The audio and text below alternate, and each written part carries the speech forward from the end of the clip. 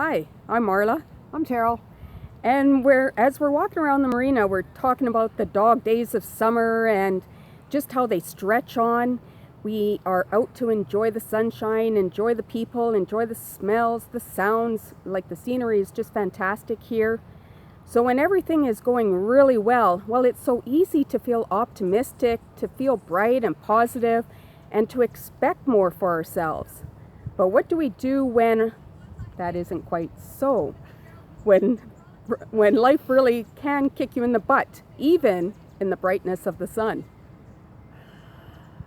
I think we all have those days, and it's really, really easy to get down on yourself and really beat yourself up and make it a lot worse than it is.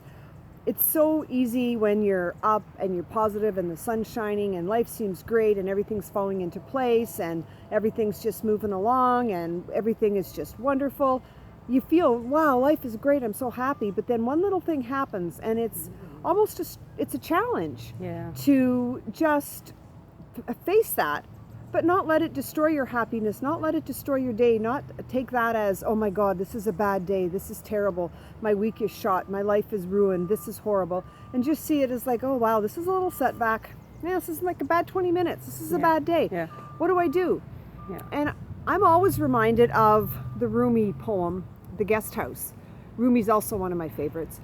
And in that it says that every day brings a new guest to your guest house. And your guest house is yourself, your life, and your guest is your emotion, your feeling. And in that poem it says, welcome them all. Invite them in. Have them sit down. See what they're there to teach you. Because even the frustrations, the sadness, the setbacks, the disappointments, everything's there to teach you something. And it's so easy to embrace the wonderful things and push the hard things away, push those things that just don't feel as good away. But they also have a place. They're also there to teach you.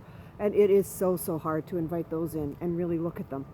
But that's kind of Well, because we aren't taught to, are we? Like at some point we were told that our feelings aren't okay, that we shouldn't be feeling a certain way.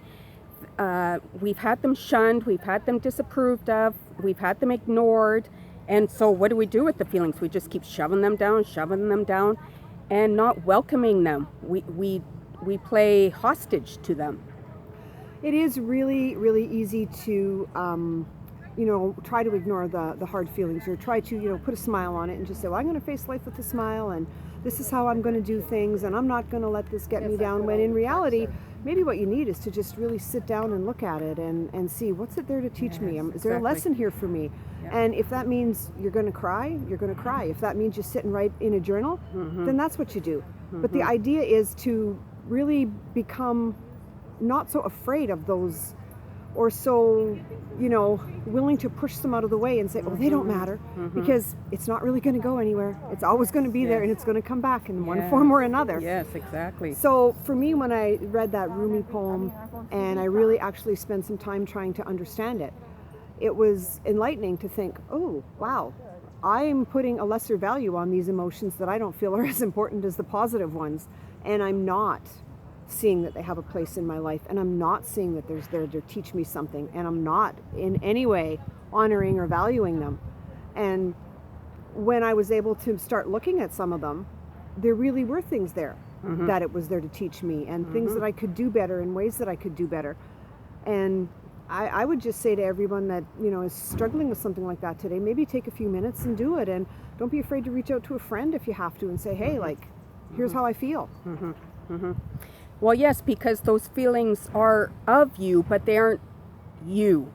Like you're feeling, because we've labeled them as bad. Well, if we're feeling that feeling, then that must make us bad. No, the feeling isn't even bad. It's just heavy. It's restrictive. So allow it to, so once you acknowledge it, let it go. You can express it, yes, and then you're free from that heaviness of it, well, I've always said it felt like a heavy blanket on me when I held on to those restrictive feelings. So they aren't you. They're just like clouds in the sky that want to just keep drifting by. It's your thoughts in your mind are like that.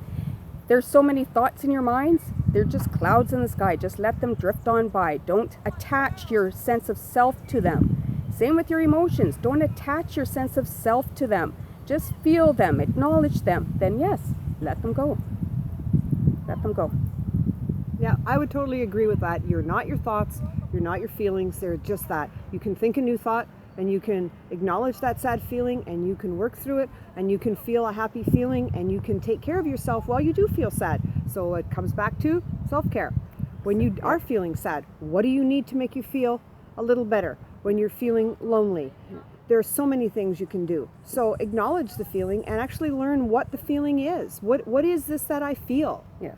Because even bad feelings, there's a huge degree and variation in the feelings that we consider bad. Find the name for that feeling and then find what you need. What is there to teach you? What do you need? And you'll find that once you've done that, once you've acknowledged it, the next time you're feeling it, you'll think, oh, okay, I know what this is. I know what helped me last time. And you can do it again. And it's just like another little part of your self-care. Exactly. So shine on, feel on, you go. Take on the day.